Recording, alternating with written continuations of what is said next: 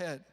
So we have to understand, and I don't deny this at all, that we are right now surrounded by so many situations, by so many circumstances, that we're surrounded by a culture in a world that is dead set against the way of Jesus. And the more that we follow it, the more in purity that we walk with Christ, the more we will be walking against culture, against what is the norm. And we understand that that is going on. And we understand that there's too many things that are against us that we can even count into, that we can't categorize all the things that are against us and all of the enemies that are around us and surrounding us. And before you panic, I want you to hear me say this. That is the exact same thing that the Apostle Paul taught to every single one of his churches that he planted when he was a missionary 2,000 years ago, right at the beginning of this entire journey. There's so much against us. The world is against us. Culture is against us. Everything is against the way of Jesus. What we're experiencing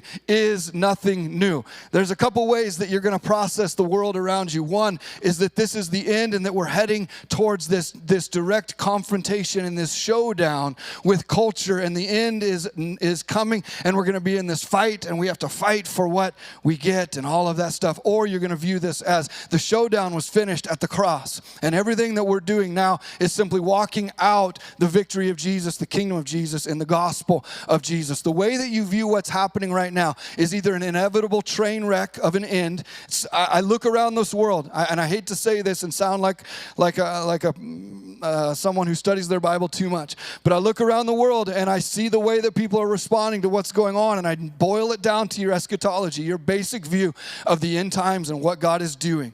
If you believe that the end times is going to end with Armageddon and a giant war and a little church versus a giant culture that's trying to squash them, you're going to view everything through that lens, and everything you look at is going to be, it's getting worse, it's deteriorating, culture is getting louder, the enemies are getting louder, evil is getting worse. It is not, in fact, getting worse. And I've said this before, so forgive me for preaching and repeating.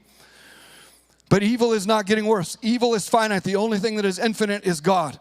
And he has dealt with evil once and for all in the showdown at the cross, and he has dealt with it. And so what we are experiencing is that evil feels like it's growing because it is being exposed. When evil is exposed, it feels like there's more of it, correct?